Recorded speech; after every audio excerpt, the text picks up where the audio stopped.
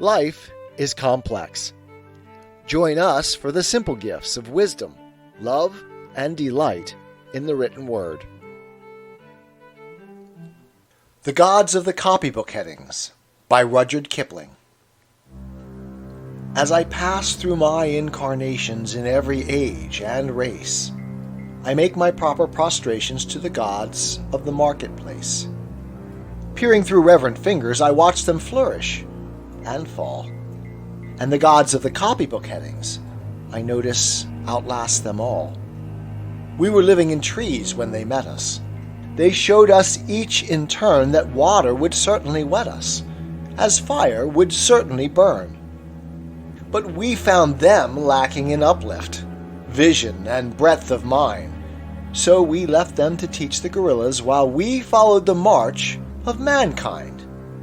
We moved as the spirit listed.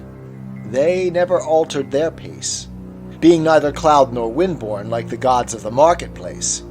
But they always caught up with our progress, and presently word would come that a tribe had been wiped off its ice field, or the lights had gone out in Rome. With the hopes that our world is built on, they were utterly out of touch. They denied that the moon was Stilton. They denied she was even Dutch. They denied that wishes were horses. They denied that a pig had wings. So we worshipped the gods of the market, who promised these beautiful things. When the Cambrian measures were forming, they promised perpetual peace. They swore if we gave them our weapons that the wars of the tribes would cease.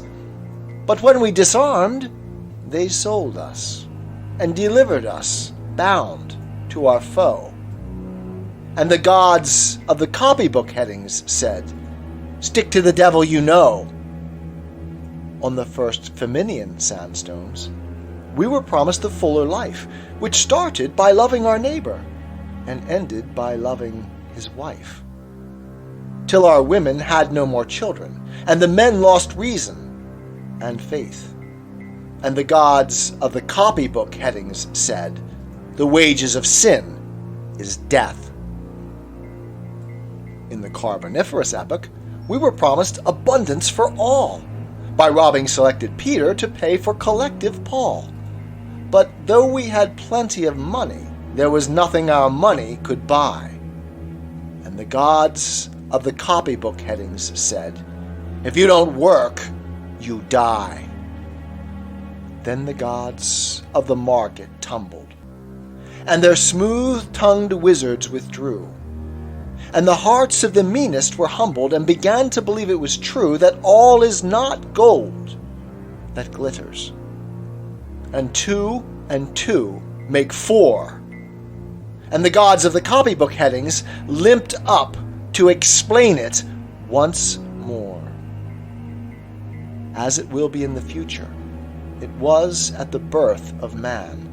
There are only four things certain, since social progress began: that the dog returns to his vomit, and the sow returns to her mire, and the burnt fool's bandaged finger goes wobbling back to the fire, and that after this is accomplished, and the brave new world begins, when all men are paid for existing, and no man must pay for his sins, as surely as water will wet us, as surely as fire will burn. The gods of the copybook headings with terror and slaughter return.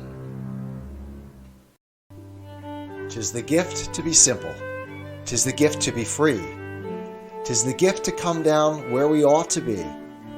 And when we find ourselves in the place just right, 'twill be in the valley of love and delight.